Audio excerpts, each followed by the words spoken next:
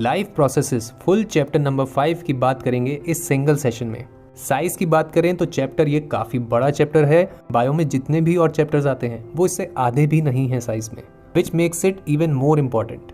Chapter के topics को शुरू करें उससे पहले सारे टॉपिक्स पे एक एक लाइन की बात बनती है। एक तरफ तो ये चैप्टर बात करता है 4 मेन ऑर्गन सिस्टम्स की। एक ऑर्गन सिस्टम जो ब्रीदिंग से रिलेटेड बात करता है, फिर दूसरा एक ऑर्गन सिस्टम जो खाने को पचाने से रिलेटेड बात करता है, देन तीसरा एक ऑर्गन सिस्टम जो उसी खाने को बॉडी के हर सेल तक ले जाने से रिलेटेड बात करता है, और फिर चौथा और आखिरी ऑर्गन सिस्टम जो बॉडी का जो वेस्ट है उसको निकालने से रिलेटेड बात करता है।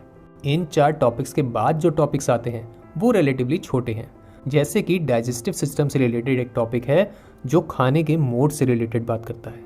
देन सर्कुलेटरी सिस्टम में 2 बड़े ही इंपॉर्टेंट पार्ट आते हैं। एक ऐसा ऑर्गन जो बॉडी का एक सेंट्रल ऑर्गन है उसकी बात होती है, और फिर एक ऐसा टॉपिक जो बॉडी के एक बड़े ही एसेंशियल फ्लूइड की बात करता है। देन लास्टली एक टॉपिक है जो एक्सक्रीटरी सिस्टम के एक स्मॉल पार्ट जो कि उसका पूरा स्ट्रक्चर बनाता है उसकी बात करता है। तो चलिए इन सारे ही टॉपिक्स को एक एक करके सीखने की श्रृंखला शुरू करते हैं with our first topic, respiration in plants and animals.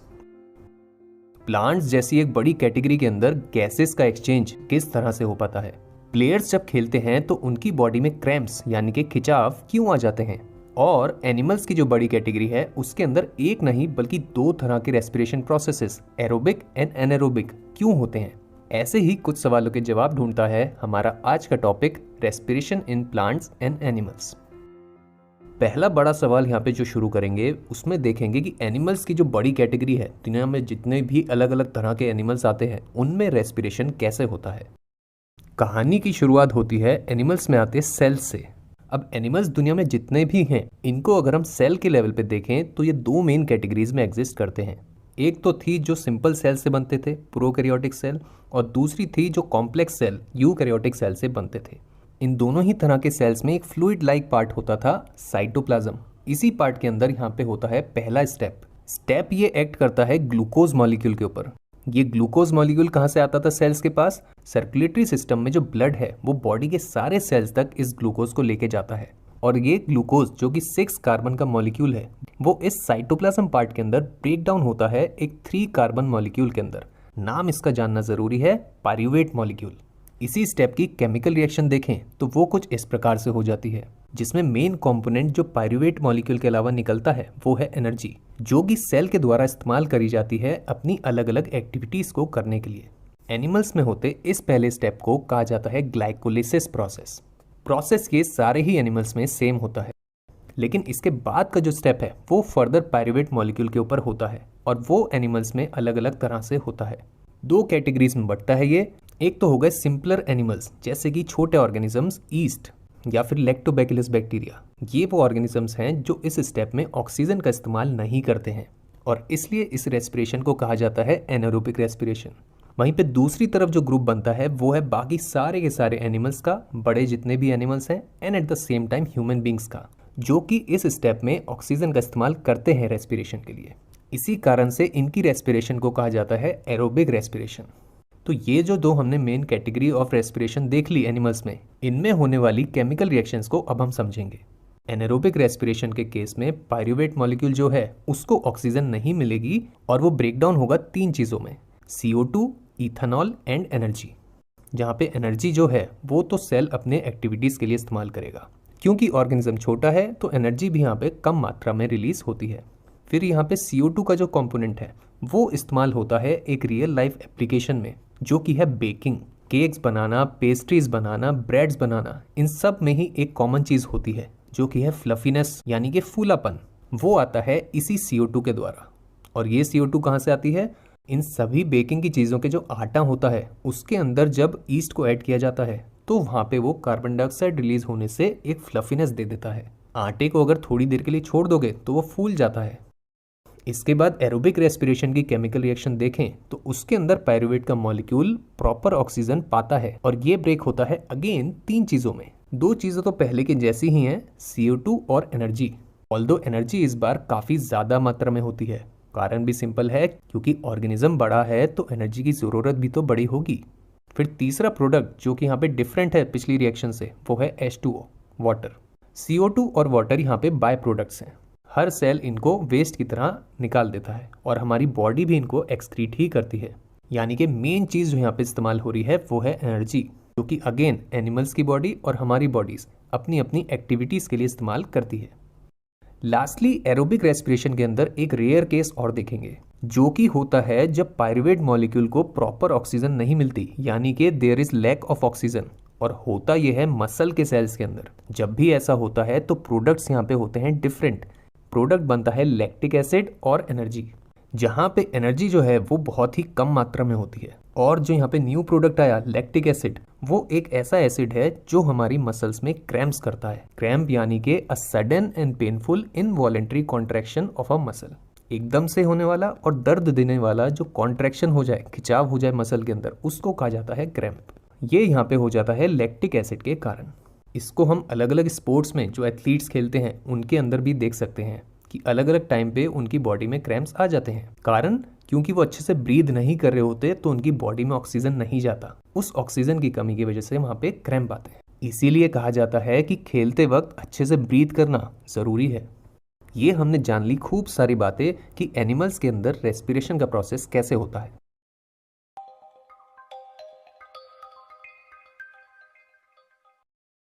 अब बात को लेके चलेंगे टॉपिक के दूसरे हिस्से और बात करेंगे प्लांट्स में होते। प्लांट्स जो कि अगेन एक बड़ी कैटेगरी है, बहुत सारे प्लांट्स एग्जिस्ट करते हैं इस वर्ल्ड में। उनमें गैसेस का एक्सचेंज कैसे होता है, और इसको जानने के लिए हम दो प्रोसेसेस फोटोसिंथेसिस और रेस्पिरेशन को एक बार फिर से समझेंगे। एक तरफ देखें फोटोसिंथेसिस का प्रोसेस, तो वो काम क्या करता था, प्लांट के लिए फूड बनाता था। And at the same time उसकी लोकेशन क्या थी, कहाँ पे होता था, ये होता था प्लांट की लीव्स के अंदर एक ग्रीन पार्ट में, नाम जिसका था क्लोरोप्लास्ट, जहाँ पे गैसेस का एक्सचेंज होता था। ऑक्सीजन गैस एनवायरनमेंट में जाती है और CO2 गैस वापस क्लोरोप्लास्ट अपने अंदर लेता है। जबकि दूसरी तरफ रेस्पिरेशन का जो प्रोसेस है वो एक ब्रीदिंग यानी कि सांस लेने का प्रोसेस माना जाता है, जिसकी लोकेशन होती है अगेन प्लांट्स की लीव्स के एक पार्ट में, जो कि थे पोर्स, छेद, नाम जिनका था स्टोमेटा। और इनके अंदर फोटोसिंथेसिस प्रोसेस से ऑपोजिट गैसेस एक्सचेंज होता था, यानी कि ये ऑक्सीजन को अंदर लेते हैं और CO2 को बाहर छोड़ते हैं। दोनों प्रोसेसेस रिविजिट कर लेने के बाद अब हम इस सवाल पे आ सकते हैं कि दिन में और रात में ओवरऑल गैसेस एक्सचेंज होता कैसे है। तो दिन की बात करें तो क्योंकि उस समय लाइट प्रेजेंट होती है तो फोटोसिंथेसिस का प्रोसेस होता है। प्लांट खूब सारी ऑक्सीजन को एनवायरनमेंट में रिलीज करता है और CO2 को वहीं से लेता है। जबकि दूसरी तरफ रेस्पिरेशन का जो प्रोसेस है, ये इंपॉर्टेंट बात है, वो रिलेटिवली कम मात्रा में होता है। यानी कि CO2 बाहर जा रही है और ऑक्सीजन अंदर आ रही है इस प्रोसेस में, लेकिन फोटोसिंथेसिस से कंपेयर करें तो वो काफ़ी कम मात्रा में हो रही है। यानी कि ओवरऑल एक्सचेंज देखा जाए तो प्लांट ऑक्सीजन दे रहा है एनवायरनमेंट में और CO2 ले रहा है एनवायरनमेंट से। इसके बाद जाएं दूसरी तरफ यानी कि रात की तरफ, तो उस वक्त क्या होगा, क्योंकि लाइट प्रेजेंट नहीं होती है तो फोटोसिंथेसिस का प्रोसेस नहीं होता है और होता है इस वक्त सिर्फ रेस्पिरेशन का प्रोसेस। यही कारण है कि प्लांट्स रात को CO2 बाहर देते हैं और ऑक्सीजन अंदर लेते हैं। इसी कारण से ये भी कहा जाता है कि रात को प्लांट्स के पास नहीं सोना चाहिए। ये हमने जान लिया कि प्लांट्स में गैसेस का एक्सचेंज कैसे होता है। ये हो जाती है बात हमारी पूरी इस टॉपिक के ऊपर। टॉपिक के नोट्स की शीट है ये, इसको आप डिस्क्रिप्शन से भी डाउनलोड कर सकते हैं। टॉपिक नंबर 1 हम सीख चुके हैं। अगला टॉपिक जो है वो इसी से रिलेटेड है। ह्यूमन बींग्स में रेस्पिरेशन का पूरा प्रोसेस कैसे वर्क करता है, उसकी बात हम सीखेंगे अब respiratory system in humans topic के साथ।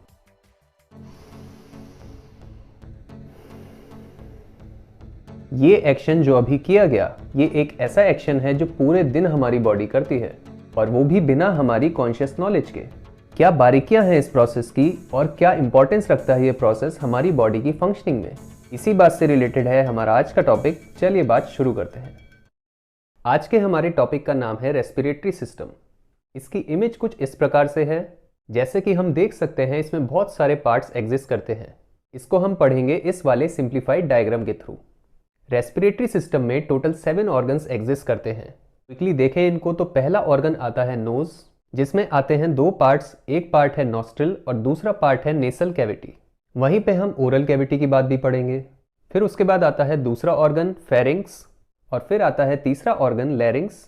Then the fourth part would be trachea, fifth part is bronchi, sixth part is the most important part of this system which is lungs, इसके अंदर एक और पार्ट आएगा जिसका नाम है ब्रोंक्यूल्स, और फिर 7th एंड लास्ट ऑर्गन आएगा हमारा एल्वियोलाई। इन सातों को हम पढ़ेंगे एक एक करके जैसे जैसे हम टॉपिक में आगे जाएंगे। अब रेस्पिरेटरी सिस्टम वर्ड जो बना है उसमें ही कुछ मीनिंग एग्जिस्ट करता है। वो बनता है दो पार्ट से। पहला पार्ट है री, जिसका मीनिंग है अगेन, यानी कि कोई चीज बार बार होना, और दूसरा पार्ट है एस्पायर, यानी कि breathe in and breathe out, यानी कि सांस लेना और सांस छोड़ना। इन वर्ड पोर्शन से ही हमें एक बेसिक आइडिया मिलता है इस रेस्पिरेटरी सिस्टम के फंक्शन का। बाकी अगर हम इसके फंक्शन को प्रॉपर्ली इलेबोरेट करें तो इसका फंक्शन है performing gaseous exchange for the body, यानी कि ये गैसेस का एक्सचेंज करता है बॉडी के लिए। कोई एक गैस बॉडी के अंदर आती है और वहीं पे कोई एक गैस बॉडी से बाहर जाती है। जो गैस बॉडी के अंदर आती है वो है ऑक्सीजन, जो हम लेते हैं अपने एनवायरनमेंट से, और जो गैस बॉडी से बाहर जाती है वो होती है एक वेस्ट गैस जिसका नाम है CO2, जो कि प्रोड्यूस होती है हमारे बॉडी के डिफरेंट सेल्स से। और ये एक ऐसा काम है जो रेस्पिरेटरी सिस्टम पूरे दिन करता है, चाहे हम जाग रहे हों या फिर हम सो रहे हों, और इनवॉलेंटरीली करता है, यानी कि हमें पता नहीं होता लेकिन बॉडी अपने आप इस फंक्शन को करती रहती है। तो ये हो जाती है बात रेस्पिरेटरी सिस्टम के फंक्शन के बारे में।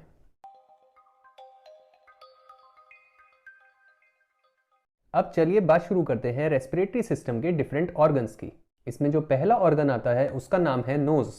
नोज में सबसे पहले आती है नॉस्ट्रिल्स, जिसको हिंदी में नथना के नाम से जाना जाता है। डिस्क्रिप्टिव्स की बात करें तो जैसे कि हम देख सकते हैं ये क्वांटिटी में होती हैं 2 इन नंबर, और इस पार्ट का फंक्शन होता है कि ये एनवायरनमेंट से आने वाली एयर को नोज के अंदर ले और उसको फिल्टर करे। और इस काम को करने के लिए इसके अंदर दो चीजें प्रेजेंट होती हैं। पहले तो होते हैं फाइन हेयर्स, जिनको अगर हम ध्यान से देखें तो हम इस इमेज के अंदर देख सकते हैं, जिनका मेन काम होता है डस्ट पार्टिकल्स को रेस्पिरेटरी सिस्टम में आगे जाने से रोक देना। और नॉस्ट्रिल्स के अंदर एक दूसरा पार्ट प्रेजेंट होता है जिसका नाम है म्यूकस, जो कि होता है एक slippery fluid which is produced by the membrane that lines the nose, यानी कि उस लेयर के द्वारा प्रोड्यूस होता है जो नोज की इनर बाउंड्री पे आती है। म्यूकस भी एयर को फिल्टर करने का ही काम करता है। तो इस प्रकार से नॉस्ट्रिल में प्रेजेंट ये दोनों पार्ट एनवायरनमेंट से मिलने वाली एयर को फिल्टर कर देते हैं। ये तो हो जाती है बात नॉस्ट्रिल्स पार्ट के बारे में। अब नॉस्ट्रिल्स के बाद एयर जिस पार्ट में जाती है उसका पार्ट है नेसल कैविटी। ये होता है ये ग्रीन कलर वाला पार्ट, जो कि अपने आप में एक पूरा पैसेज होता है और जो प्रेजेंट होता है हमारी नोज के अंदर। यहाँ पे अगर हम नेसल कैविटी वर्ड को ब्रेक डाउन करें तो नेसल वर्ड का मीनिंग होता है something that is related to the nose, जबकि कैविटी शब्द का मीनिंग होता है एन एम्प्टी एरिया, यानी कि नेसल कैविटी एक एम्प्टी एरिया है जो हमारी नोज के अंदर प्रेजेंट होता है। इस पार्ट का फंक्शन होता है कि जो एयर नॉस्ट्रिल से आई है उसको ये नेक्स्ट पार्ट तक लेके जाए। ऑल्सो नेसल कैविटी के साथ साथ एक और ऐसा पार्ट है जो यहाँ पे प्रेजेंट होता है, and that part is known as the oral cavity. अब यहाँ पे भी अगर हम वर्ड को ब्रेक डाउन करें तो कैविटी शब्द का मीनिंग तो हम जानते हैं, कोई खाली एरिया। ओरल शब्द का मीनिंग होता है something that is related to the mouth, यानी कि माउथ के अंदर का जो खाली एरिया है वो होता है ये, that is it is the air filled space inside the mouth. इस पार्ट के फंक्शन की अगर हम बात करें तो ये वो सेकंड एरिया है जहां से एयर पास होती है हमारे सिस्टम में आगे की तरफ, यानी कि रेस्पिरेटरी सिस्टम के अंदर सिर्फ नोज से ही नहीं माउथ से भी एयर पास होती है। ऑल्सो ये पार्ट सिर्फ एयर को ही नहीं बल्कि फूड को भी आगे की तरफ पास करता है। तो ये बात हो जाती है कंप्लीट हमारे इन पार्ट्स के बारे में, which were nasal cavity and oral cavity. अब यहीं से अगर हम बात को आगे लेके जाएं तो अगले पार्ट का नाम होता है फेरिंग्स। इस पार्ट को थ्रोट के नाम से भी जाना जाता है, हिंदी में गल कोश के नाम से जाना जाता है। इसको अगर हम डिस्क्राइब करें तो हमारे जो पिछले दोनों पार्ट्स थे which were nasal cavity and oral cavity, उन दोनों पार्ट्स का ही कनेक्टर है ये कहीं ना कहीं। इस पार्ट के फंक्शन की बात करें तो इसका पहला फंक्शन है कि ये एक पाथवे यानी कि एक रास्ते की तरह ऐड करता है फॉर 2 थिंग्स। पहला है फूड, जिसको ये ले जाता है माउथ से ईसोफेगस तक। Oesophagus that is the food pipe which is present inside the digestive system. और दूसरी चीज जिसको ये ले जाता है वो है एयर, और ये एयर वो है जो दोनों ही एरिया से आ रही है, माउथ से भी और नोज से भी। इस एयर को ले जाता है ये इस पार्ट के बाद आने वाले पार्ट पे। ये तो इसका पहला फंक्शन हुआ। इसका एक दूसरा फंक्शन भी होता है which is that it warms the air before it moves forward into the respiratory system, यानी कि जो हवा आगे जाएगी रेस्पिरेटरी सिस्टम में अब उसको ये थोड़ा सा गर्म कर देता है। ये हो गई बात हमारी कंप्लीट तीसरे ऑर्गन के बारे में विच वॉज द फेरिंग्स। अब अगला पार्ट जो हमारा आता है वो है लैरिंग्स। इस पार्ट को हम वॉइस बॉक्स के नाम से भी जानते हैं। इस पार्ट के हिंदी वर्ड की बात करें तो वो बहुत ही कॉमन पार्ट है जिसको हम सब जानते हैं, ये है गला। इसको डिस्क्राइब करें तो इसकी लेंथ होती है करीबन 2 इंच, और ये पार्ट बनता है एक तरह की मसल्स से जिनका नाम है वोकल कॉर्ड्स। अब जैसा कि ये नाम है, यहीं से इसका मीनिंग भी आता है। वोकल मतलब कोई ऐसी चीज जो वॉइस से रिलेटेड है, और ऐसा ही कुछ फंक्शन है लैरिंक्स का। इसका फंक्शन होता है ऑर्गेनिजम्स के अंदर स्पीच को प्रोड्यूस करना, और ये स्पीच ही प्रोड्यूस करता है इन्हीं वोकल कॉर्ड्स वाली मसल्स के द्वारा, जो जब वाइब्रेट होती हैं तो साउंड प्रोड्यूस होती है। तो अगर ये मसल्स वाइब्रेट नहीं करेंगी किसी कारण से तो साउंड प्रोड्यूस नहीं होगी। ये हो जाती है बात हमारी कंप्लीट लैरिंक्स पार्ट के बारे में। अब लैरिंक्स के बाद जो अगला पार्ट है उसका नाम है ट्रैकिया। इस पार्ट को विंड पाइप के नाम से भी जाना जाता है, और हिंदी में इस पार्ट को वायु नली के नाम से जाना जाता है, जो कि विंड पाइप शब्द का ही एक डायरेक्ट हिंदी ट्रांसलेशन है। डायग्राम में ये कुछ ऐसा दिखाई देता है और इमेज में ये कुछ ऐसा दिखाई देता है। इन दोनों ही पिक्चर्स में हम देख सकते हैं कि इस पार्ट में कुछ रिंग्स प्रेजेंट होते हैं। इन रिंग्स को कहा जाता है रिंग्स ऑफ कार्टिलेज, जो कि होती हैं एक तरह की softer and elastic type of bones, जिनके पूरे पैसेज पे यानी कि रास्ते पे म्यूकस प्रेजेंट होता है। म्यूकस सब्सटेंस की बात हम ऑलरेडी पहले कर चुके हैं। अब जैसा कि हम देख सकते हैं ये पार्ट अपने आप में काफी लेंदी होता है, और इसके फंक्शन की बात करें तो ये पार्ट भी एयर को ट्रांसफर करता है पिछले पार्ट से अगले पार्ट की तरफ। ये कार्टिलेज वाला पार्ट जो ट्रैकिया के अंदर प्रेजेंट होता है, ये हेल्प करता है ट्रैकिया को कि वो कभी कोलैप्स ना करे, क्योंकि जब जब ट्रैकिया के अंदर एयर प्रेजेंट नहीं होती तो देयर इज अ पॉसिबिलिटी कि ट्रैकिया वहां पे कोलैप्स हो जाए। लेकिन ये जो कार्टिलेजेस हैं ये उस सिचुएशन को प्रिवेंट करते हैं। हम अभी तक एक पैटर्न भी देख रहे हैं, और वो पैटर्न ये है कि पिछले 2-3 पार्ट्स ऐसे हैं जो एयर के ट्रांसफर का ही काम कर रहे हैं। ये हो जाती है बात हमारी फिनिश ट्रैकिया के बारे में।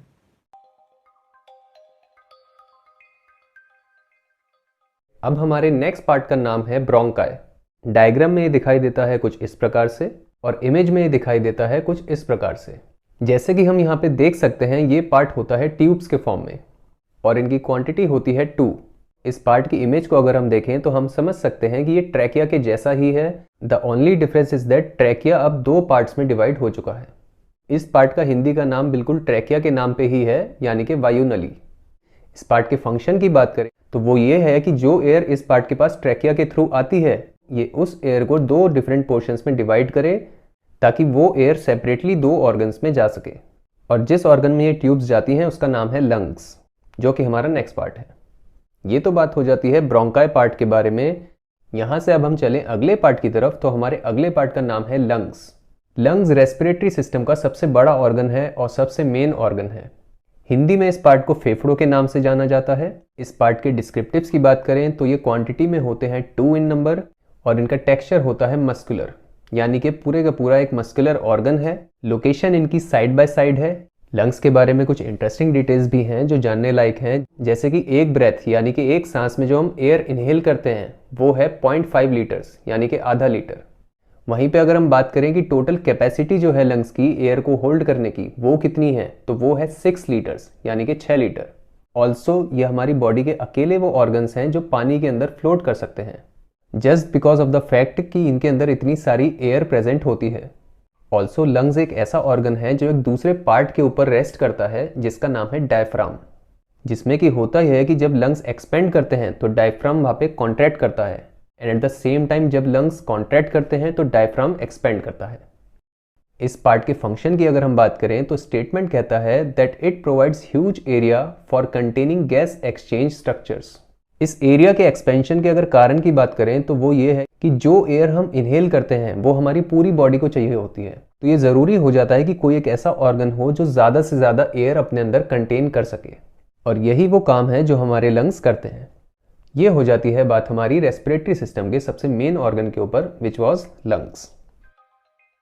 बात को अब हम आगे लेके जाएं तो ब्रोंकाई, जिसके बारे में हमने बात करी थी, जो कि 2 ट्यूब्स थी, वो अब आगे चलती हैं तो बनता है हमारा next part which is known as the bronchioles, जिनका हिंदी का नाम अगेन सेम है पिछले पार्ट के जैसा, जो कि है वायु नली। इसको अगर हम डायग्राम में देखें तो ये कुछ इस प्रकार से दिखाई देता है, और अगर इमेज में देखें तो ये कुछ इस प्रकार से दिखाई देता है। अब जैसे कि हम यहाँ देख सकते हैं कि ब्रोंकाई जो कि 2 ट्यूब्स थी वो यहाँ पे आके बहुत छोटी छोटी ब्रांचेस में ब्रेक हो गई हैं, और इन्हीं को हम ब्रोंक्यूल्स के नाम से जानते हैं। इस स्ट्रक्चर को अगर हम कंपेयर करें तो हम कह सकते हैं कि ये ट्री के ब्रांच और स्टेम वाले स्ट्रक्चर की तरह दिखाई देता है, जिसमें एक मोटा स्टेम आता है पहले और फिर कई सारी छोटी छोटी ब्रांचेस आती हैं। और यहीं से हम समझ सकते हैं इस पार्ट का function, which is that it provides large surface area for air distribution. यानी कि ये बहुत बड़ा एरिया प्रोवाइड करता है उस एयर को जो हमारे लंग्स के अंदर आ रही है, ताकि ज़्यादा से ज़्यादा एयर वहाँ पे इकट्ठी हो सके। इसको अगेन अगर हम समझना चाहें तो अगर हम एक ट्री की बात करें तो नॉर्मली एक ट्री में पहले एक स्टेम आता है और फिर कई सारी ब्रांचेस आती हैं। लेकिन सपोज करिए एक ऐसा ट्री जिसमें ब्रांचेस हो ही नहीं, सिर्फ स्टेम हो, तो क्या इस स्टेम वाले ट्री में उतनी ही लीव्स प्रेजेंट हो सकती हैं? ये पॉसिबल ही नहीं होगा, क्योंकि उनके लिए यहाँ पे उतना एरिया प्रेजेंट है ही नहीं। यानी कि इस वाले ट्री में बहुत कम लीव्स आ सकेंगी। और सेम सिस्टम यहाँ पे भी वर्क करता है। जब तक यहाँ पे छोटी छोटी बहुत सारी ब्रांचेस प्रेजेंट नहीं होगी तब तक लंग्स के अंदर एयर इकट्ठी नहीं होगी। ये हो जाती है बात हमारी कंप्लीट ब्रोंक्यूल्स के बारे में। अब आता है हमारे रेस्पिरेटरी सिस्टम का आखिरी पार्ट, जिसका नाम है एल्वियोलाई। एल्वियोलाई को हिंदी में वायु कोष्टिका के नाम से जाना जाता है। डायग्राम में देखें तो ये कुछ इस प्रकार से दिखाई देती हैं और इमेज में देखें तो ये कुछ इस प्रकार से दिखाई देती हैं। अब जैसा कि हम देख सकते हैं ये बिल्कुल बैलून के जैसे दिखाई देते हैं और ये लोकेटेड होते हैं हमारे पिछले पार्ट यानी कि ब्रोंक्यूल्स के एंड्स पे। इनकी टोटल क्वांटिटी की बात करें अगर हम, तो वो बहुत ही बड़ी क्वांटिटी है। It is a total of 60 crore alveoli collectively in the two lungs, which is a huge number. इसको आप ऐसे समझ सकते हैं कि अगर हम इनको पूरा स्प्रेड आउट कर दें और हम देखें कि कितना एरिया कवर हो रहा है, तो वो है 80 मीटर स्क्वायर। इसका अगर आपको अंदाज़ा लगाना हो तो this is the same size as that of a badminton court, which is again a huge area.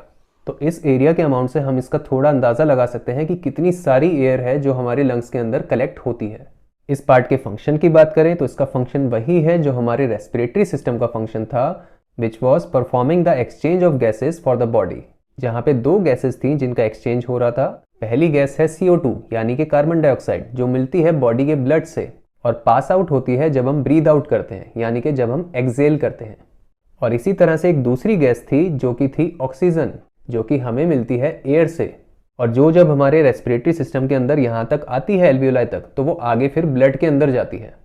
और ये काम कब होता है? जब हम ब्रीद इन करते हैं यानी कि जब हम इनहेल यानी कि जब हम सांस लेते हैं।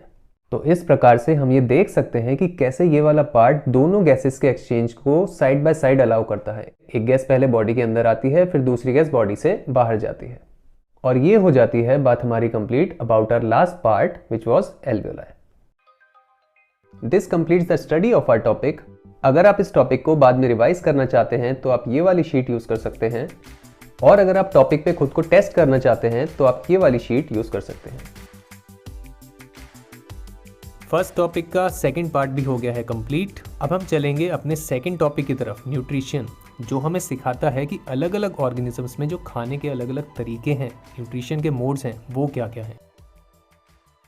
हेलो दोस्तों, इस सेशन में बात होगी न्यूट्रिशन मोड्स टॉपिक के ऊपर। अब इस नाम से ही पता चलता है कि न्यूट्रिशन मोड्स बेसिकली वो तरीके हैं जिससे कोई एक ऑर्गेनिज्म न्यूट्रिशन ऑब्टेन करता है। और न्यूट्रिशन वर्ड का यहाँ पे मीनिंग क्या हो गया? बेसिकली वो तरीके जिससे हम फूड ऑब्टेन करते हैं ताकि एक ऑर्गेनिज्म की बॉडी डेली लेवल पे हेल्दी रह सके और लॉन्ग टर्म में उसको ग्रोथ मिल सके। इन्हीं मोड्स के बारे में डिटेल में बात होगी आज, तो चलिए बात शुरू करते हैं। अब बात शुरू करें तो जितने भी ऑर्गेनिजम्स इस पूरी दुनिया में एग्जिस्ट करते हैं, लाखों तरह की स्पीशीज हैं, उन सब के ही न्यूट्रिशन मोड्स दो बेसिक कैटेगरीज में डिवाइड हो सकते हैं। जिसमें पहला न्यूट्रिशन मोड है ऑटोट्रॉफिक न्यूट्रिशन, जिसमें ऑर्गेनिजम्स अपना खाना खुद से बना सकते हैं using the organisms from their environment. यानी कि एक ऑर्गेनिज्म अपने आसपास की जो एनवायरनमेंट में चीजें हैं उसको यूज करके अपनी ही बॉडी में खाना प्रोड्यूस करता है। और ऑर्गेनिजम्स ये हैं सारे के सारे प्लांट्स जो दुनिया में एग्जिस्ट करते हैं। सारे के सारे प्लांट्स की जो स्पीशीज है, लाखों स्पीशीज हैं, वो सब अपना खाना खुद ही बनाते हैं।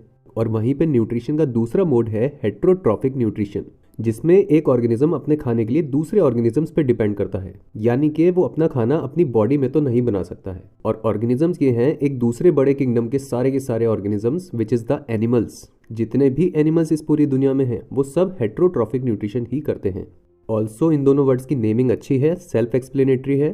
ट्रॉप शब्द का मीनिंग होता है न्यूट्रिशन, ऑटो का मीनिंग होता है सेल्फ, और हेट्रो का मीनिंग होता है अदर्स। तो बेसिकली आप इनके नाम से भी इनकी डिटेल रिलेट कर सकते हैं।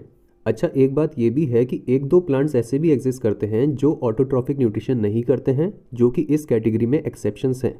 प्लांट्स जैसे कि वीनस फ्लाईट्रैप या फिर पिचर प्लांट, जो एक्चुअली दूसरे ऑर्गेनिजम्स को कंज्यूम करते हैं, यानी कि हेट्रोट्रॉफिक न्यूट्रिशन करते हैं। बट ऐसे सिर्फ कुछ गिने चुने ही प्लांट्स हैं। ये तो हो जाती है बात इन दोनों बड़ी कैटेगरीज की। अब इन दोनों बड़ी क्लासेस के अंदर अगर हम छोटी क्लासेस देखें तो ऑटोट्रॉफिक न्यूट्रिशन के अंदर तो और छोटी क्लासेस नहीं होती हैं, बट हेटेरोट्रॉफिक न्यूट्रिशन फर्दर बढ़ता है और छोटे टाइप्स में बेस्ड ऑन कि किस तरीके से एक ऑर्गेनिज्म दूसरे ऑर्गेनिज्म से फूड को ऑब्टेन कर रहा है। जिसमें पहला टाइप आता है उन ऑर्गेनिजम्स का जो अपना खाना डायरेक्टली सिंपल फॉर्म में कंज्यूम करते हैं, और ये होता ऐसे है कि इसमें एक ऑर्गेनिज्म किसी दूसरे ऑर्गेनिज्म की बॉडी के या तो ऊपर रहता है या फिर उसकी बॉडी के अंदर रहकर ही डायरेक्टली वहां से फूड कंज्यूम करता है इन the form of something like blood, जैसे कि उसकी बॉडी से सीधा खून को पी लेना। And at the same time इसमें एक ऑर्गेनिज्म दूसरे ऑर्गेनिज्म को किल नहीं करता है। नाम इस कैटेगरी का है पैरासाइटिक न्यूट्रिशन। और ऑर्गेनिजम्स इसमें आते हैं जैसे कि लीच या फिर माइट्स जो बॉडी के ऊपर रहते हैं, या फिर टेपवर्म और राउंडवर्म जो बॉडी के अंदर रहते हैं। फिर इसके बाद दूसरी कैटेगरी आती है उन ऑर्गेनिजम्स की जो अपनी बॉडी के बाहर ही खाने को कॉम्प्लेक्स फॉर्म से कन्वर्ट कर देते हैं उसकी सिंपल फॉर्म में और फिर उसको कंज्यूम करते हैं। नाम इस कैटेगरी का है सेपरोट्रॉफिक न्यूट्रिशन। और ऑर्गेनिजम्स इसमें आते हैं जैसे कि बहुत अलग अलग तरह के फंगाई या फिर बहुत अलग अलग तरह के बैक्टीरियाज।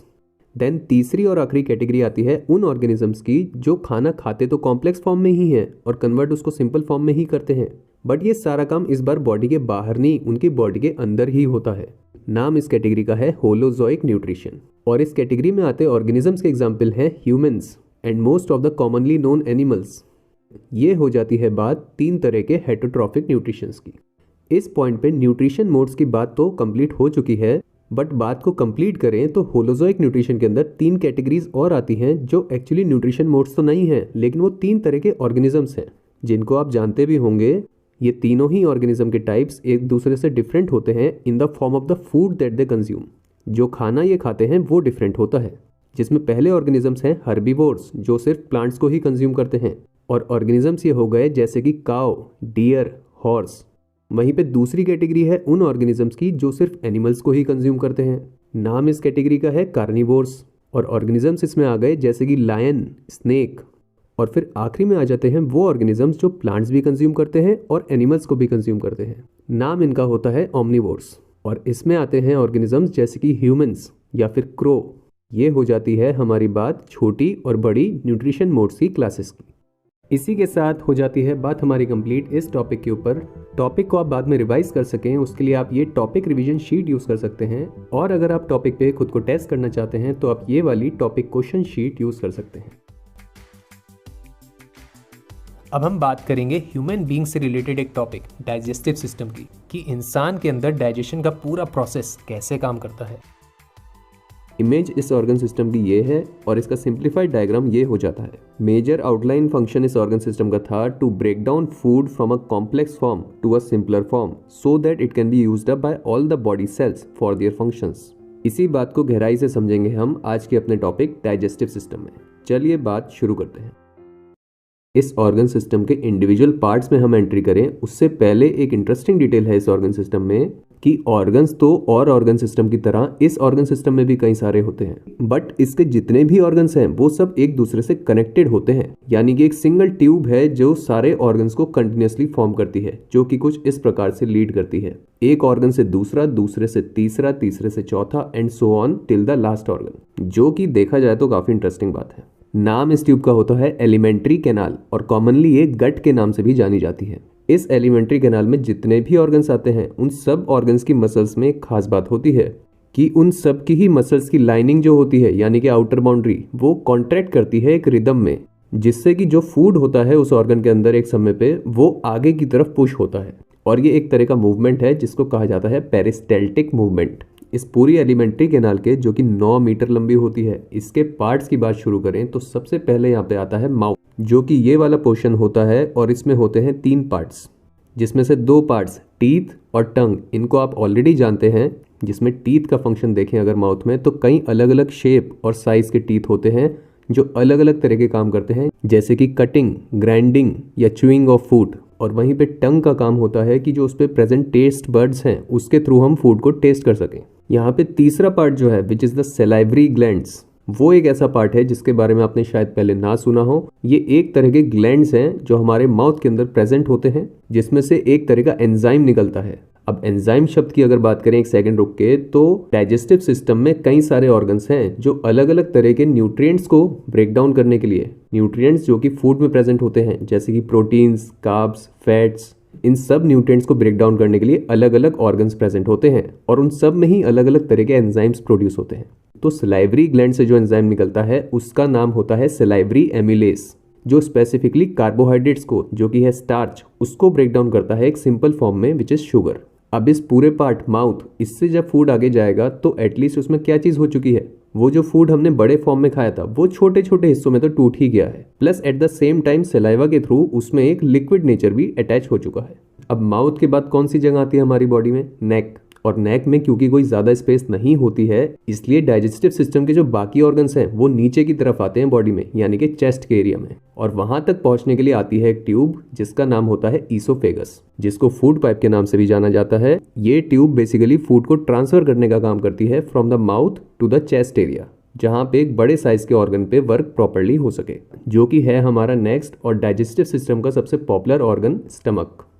अब ये एक ऐसा ऑर्गन है जो जब फूड रिसीव करता है तो ये अपने साइज को बड़ा कर लेता है, यानी कि एक्सपेंड हो जाता है, और इसकी जो वॉल होती है यानी कि लाइनिंग या फिर बाउंड्री, उसके ऊपर 3 अलग अलग तरह के ग्लैंड्स प्रेजेंट होते हैं जिनको कहते हैं गैस्ट्रिक ग्लैंड्स, जो 3 अलग अलग तरह के सब्सटेंसेस जिनको कहते हैं गैस्ट्रिक जूसेस उनको प्रोड्यूस करते हैं। और इन 3 जूसेस के नाम हैं HCl, म्यूकस एंड पेप्सिन, जिसमें HCl बेसिकली एक ऐसा एसिड है जो स्टमक में प्रोटीन का जो डाइजेशन होता है उसको एड करता है, उसको करता नहीं है लेकिन उसको हेल्प करता है, इनिशिएट करता है। और प्रोटीन का जो एक्चुअली डाइजेशन होता है स्टमक के अंदर वो होता है दूसरे गैस्ट्रिक जूस पेप्सिन के द्वारा। और इन तीनों ही जूसेस में इंटरेस्टिंग काम तो है म्यूकस का, जो स्टमक की वॉल्स के ऊपर प्रेजेंट होता है, और वो ये इंश्योर करता है कि HCl जो कि एक स्ट्रॉन्ग एसिड है वो स्टमक की वॉल्स को ही डाइजेस्ट ना कर ले। स्टमक में अब जब प्रोटीन का डाइजेशन हो चुका है काफ़ी हद तक, तो अब जब फूड आगे की तरफ मूव करता है तो नेक्स्ट ऑर्गन यहाँ पे आता है स्मॉल इंटेस्टाइन, जो कि है ये वाला ऑर्गन सबसे लेंदी ऑर्गन है पूरे डाइजेस्टिव सिस्टम का। और ये जो पूरी ट्यूब होती है स्मॉल इंटेस्टाइन की, ये एक बहुत ही ज़्यादा कॉइल्ड फॉर्म में प्रेजेंट होती है ताकि ये कम से कम जगह ले हमारी बॉडी के अंदर। और लेंथ इस पूरी ट्यूब की होती है 6 मीटर, जो कि अगर देखा जाए तो एक बहुत बड़ी लेंथ है। बट इस ट्यूब की बात करने से पहले 2 ऐसे ऑर्गन्स और हैं जिनकी हम बात करेंगे, जो एग्जैक्टली इस ऑर्गन सिस्टम का पार्ट तो नहीं है बट इसके हेल्पिंग ऑर्गन्स हैं।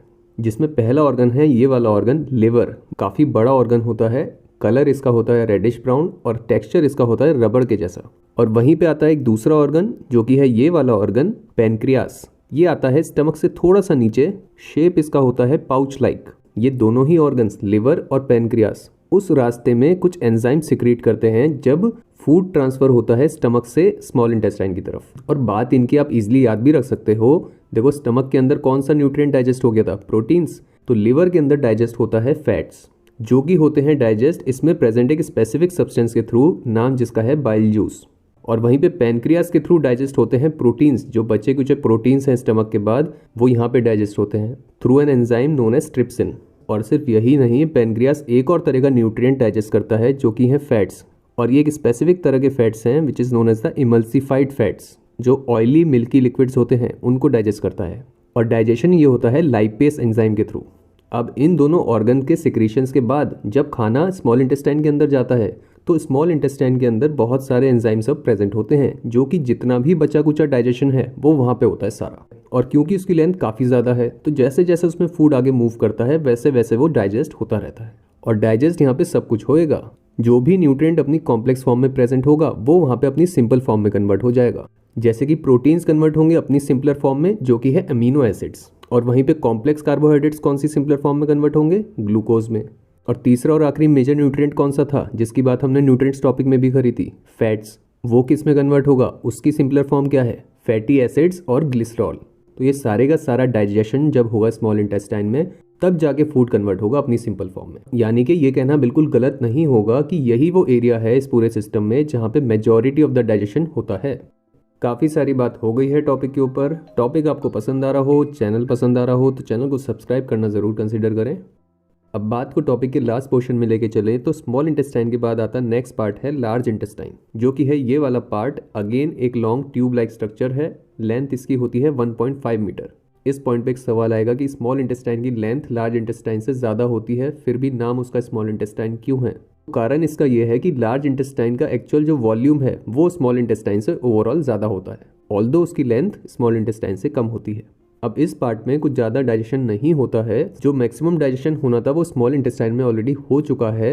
इस पार्ट में बेसिकली जो भी लेफ्ट ओवर फूड है, अनडाइजेस्टेड फूड है, उसमें से जो बचा कुचा निकाल सकती है बॉडी, वो निकालती है, जो कि होते हैं सब्सटेंसेस लाइक वाटर या फिर सॉल्ट्स, जो कि बॉडी अगेन यूज़ कर सकती है। अब इस पॉइंट पे जब बात ऑलमोस्ट कंप्लीट होने को आ रही है तो एक सवाल आएगा बहुत इंपॉर्टेंट कि डाइजेस्टिव सिस्टम ने जितना भी फूड डाइजेस्ट किया वो एक्चुअली पूरी बॉडी के पार्ट्स यूज़ कैसे करते हैं, क्योंकि अभी तो वो सारा डाइजेस्टेड फूड स्मॉल इंटेस्टाइन और लार्ज इंटेस्टाइन के अंदर प्रेजेंट है। ये सारे का सारा ट्रांसफर होता है एक पार्ट के द्वारा जिसको कहते हैं विलाय, जो कि दिखते हैं कुछ इस प्रकार से और होते हैं ये फिंगर लाइक प्रोजेक्शंस, उंगलियों के जैसे दिखाई दे रहे हैं। देखो बहुत ही बड़ी क्वांटिटी में होते हैं, जो पूरी स्मॉल इंटेस्टाइन और लार्ज इंटेस्टाइन है उनकी पूरी वॉल पे प्रेजेंट होते हैं। तो जितना भी खाना डाइजेस्ट होगा वो इन्हीं के थ्रू ट्रांसफर हो जाएगा इनसे अटैच्ड सर्कुलेटरी सिस्टम की वेसल्स में, फिर वहां से उसका रास्ता आगे चलेगा, जिसकी बात हम सर्कुलेटरी सिस्टम टॉपिक में करते हैं।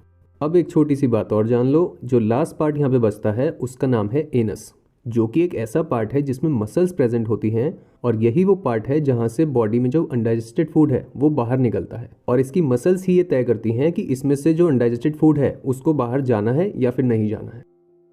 इसी के साथ हो जाती है बात हमारी कंप्लीट इस टॉपिक के ऊपर। टॉपिक को आप बाद में रिवाइज कर सकें उसके लिए आप ये टॉपिक रिवीजन शीट यूज़ कर सकते हैं, और अगर आप टॉपिक पे खुद को टेस्ट करना चाहते हैं तो आप ये वाली टॉपिक क्वेश्चन शीट यूज़ कर सकते हैं। सेकंड टॉपिक भी पूरी तरह से हो गया है complete. Good job to all of you. इस पॉइंट पे एक अच्छा सा ब्रेक बिल्कुल बनता है, तो यू कैन टेक इट, क्योंकि अब हम जा रहे हैं एक नए और तीसरे टॉपिक की तरफ, circulatory system in human beings. The word circulate means to follow a course that returns to the starting point. एक ऐसा रास्ता लेना जिसमें एक पॉइंट से शुरू होने के बाद एक प्रॉपर पाथ कवर किया जाए और फिर कुछ समय बाद वापस उसी स्टार्टिंग पॉइंट पे आया जाए। इस सेशन में जिस ऑर्गन सिस्टम की बात करेंगे वो ह्यूमन बॉडी के लिए इसी सर्कुलेशन के काम को न सिर्फ परफॉर्म करता है बल्कि इस काम को एक स्पेशलाइज्ड फॉर्म में यानी कि एक एक्सपर्ट लेवल पे करता है। नाम इस ऑर्गन सिस्टम का है सर्कुलेटरी सिस्टम। चलिए बात शुरू करते हैं।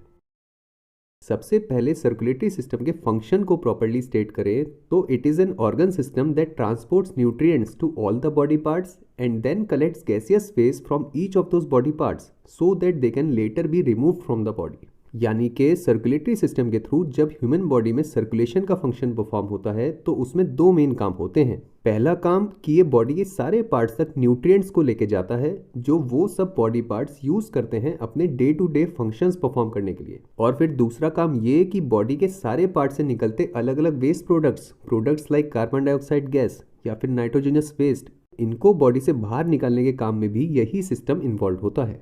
सर्कुलेटरी सिस्टम के फंक्शन को एक ब्रॉड लेवल पे तो देख लिया, अब देखते हैं कि इस फंक्शन को पूरा करने के लिए कौन कौन से ऑर्गन्स आते हैं सिस्टम में, प्लस कि वो अपने इंडिविजुअल लेवल पे क्या क्या फंक्शंस परफॉर्म करते हैं। अच्छा, एक बात यहाँ पे ये भी जान लो कि इस टॉपिक में हम सिर्फ मैमल्स और बर्ड्स में होने वाले सर्कुलेशन प्रोसेस की बात डिटेल में करेंगे, और एग्जाम्पल यहाँ पे ह्यूमंस का लिया गया है जिनमें सर्कुलेटरी सिस्टम क्लोज्ड होता है और सर्कुलेशन डबल सर्कुलेशन टाइप की होती है।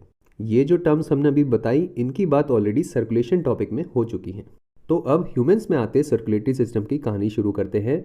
बात शुरू होती है from a part name blood vessels. दिखती हैं ट्यूब्स के फॉर्म में। लोकेशन की बात हो तो ये एक पूरा नेटवर्क, एक जाल के जैसा होता है इनका पूरा बॉडी में। यहाँ पे भी हम देख सकते हैं कि कैसे बॉडी के ऑलमोस्ट सभी एरियाज में फैली होती हैं ये। फिर फंक्शन देखें इनका तो वो सिंपल सा लगता है, इट इज़ टू कैरी और transport blood to different body parts, यानी कि बॉडी के सब तरह के एरियाज में खून को ले जाने का काम करती हैं ये। बॉडी के किसी भी पार्ट को ब्लड मिलता है तो इन्हीं के थ्रू मिलता है। ये तो बात हुई एक ब्रॉड लेवल पे। अगर इनकी बात को थोड़ा स्पेसिफिक करें तो ब्लड वेसल्स बॉडी में एक टाइप की नहीं बल्कि 3 टाइप की होती हैं, जिसमें से हर एक तरह की वेसल्स का रोल एक दूसरे से अलग होता है। पहली 2 होती हैं आर्टरीज और वेन्स। दोनों ही प्रॉपर ट्यूब्स के फॉर्म में एग्जिस्ट करती हैं, जहाँ पे आर्टरीज होती हैं रेड वाली ट्यूब्स और वेन्स हैं ब्लू वाली ट्यूब्स। इन वेसल्स की विड्थ की बात हो तो आर्टरीज वेन से थिकर होती हैं, और ये इसलिए क्योंकि आर्टरीज ब्लड को हायर प्रेशर पे लेके जाती हैं जबकि वेन्स के अंदर ब्लड लोअर प्रेशर पे जाता है। इन दोनों के अलावा तीसरी जो ब्लड वेसल्स आती हैं वो हैं कैपिलरीज। ट्यूब्स के फॉर्म में नहीं होती हैं ये होती हैं सिंगल सेल्ड, बहुत ही थिन होती हैं ये। बनती ये तब हैं जब आर्टरीज रिपीटेडली सब डिवाइड करती हैं बॉडी में, और एक पॉइंट आता है जब वो सिंगल सेल के साइज की हो जाती हैं। ऑल्सो यही कैपिलरीज के सेल्स वापस जब यूनाइट होते हैं तो वो बड़े होते होते एंड में वेन्स में जाके मिल जाते हैं। अब तक हमने डिस्क्रिप्शन डिटेल में जितनी भी बात करी इन तीनों ब्लड वेसल्स पे, इनके पीछे की साइंस इनके फंक्शन में छुपी है। तो फंक्शन देखें इन तीनों वेसल्स के, तो आर्टरीज का काम होता है to carry the oxygenated blood from the heart to the various organs in the body. यानी कि आर्टरीज ऑक्सीजनेटेड ब्लड को, यानी कि उस ब्लड को जो ऑक्सीजन में रिच है, जो कि लंग्स से आता हुआ ब्लड है, उसको हार्ट से बॉडी के सारे पार्ट्स तक लेके जाती है। और क्योंकि ये ऑक्सीजनेटेड ब्लड का ट्रांसफर का काम एक अच्छी पेस पे होना भी जरूरी है, क्योंकि बॉडी के सभी पार्ट्स को ऑक्सीजन की रेगुलर नीड होती है, इसीलिए आर्टरीज विड्थ में थिक होती हैं और इनमें ब्लड हायर प्रेशर पे फ्लो करता है। वहीं पे दूसरी तरफ वेन्स की बात करें तो वो आर्टरीज से ऑपोजिट फंक्शन करती हैं। All the veins carry deoxygenated blood from different body parts and bring it to the heart। यानी कि वेन्स बॉडी के सभी पार्ट से डीऑक्सीजनेटेड ब्लड, यानी कि इम्प्योर ब्लड, वो ब्लड जिसमें कार्बन डाइऑक्साइड जैसा वेस्ट प्रोडक्ट होता है, उसको बॉडी के सभी पार्ट से वापस हार्ट तक लेके आती है। ऑल्सो वेन्स में ये ब्लड के ट्रांसफर का काम एक रिलेटिवली स्लोअर पेस पे होता है, क्योंकि बॉडी के सभी पार्ट से कार्बन डाइऑक्साइड एक रिलेटिवली स्लोअर पेस पे निकलती है। यही कारण भी है कि वेन्स की वॉल्स थिन होती हैं। सेकेंड ब्लड वेसल्स के बाद अब हम तीसरी और आखिरी ब्लड वेसल्स कैपिलरीज को देखें, तो इनका फंक्शन होता है to serve as the site for exchange of gases between blood and the surrounding cells in body. यानी कि कैपिलरीज बॉडी के सेल्स के पास लोकेटेड वो वेसल्स हैं जहां पे बॉडी में हेल्दी और वेस्ट गैसेज, यानी कि ऑक्सीजन और कार्बन डाइऑक्साइड गैस, उनका एक्सचेंज होता है। और ये पॉसिबल इसलिए हो पाता है क्योंकि ये कैपिलरीज बॉडी के सारे सेल से कनेक्टेड होती हैं। अब ये सभी ब्लड वेसल्स जो हमने अभी तक देख ली, इनमें ये अलग अलग सब्सटेंस का जो ट्रांसपोर्ट का काम है, ये पूरी बॉडी में और ऑलमोस्ट पूरे दिन ही होता है। तो इस लेवल से देखें तो ये काम काफ़ी मेजर हो जाता है। अब ब्लड वेसल्स पार्ट की बात हो गई है, हमने ये देख लिया है कि कैसे ब्लड वेसल्स ट्रांसपोर्टर का काम कर रही हैं।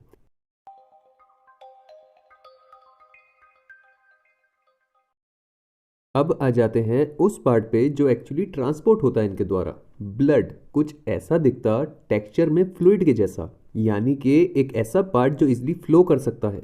कलर की बात हो तो रेड या फिर डार्क रेड कलर का होता है, जो कि होता है इसमें प्रेजेंट एक सब्सटेंस के कारण, नाम जिसका है हीमोग्लोबिन।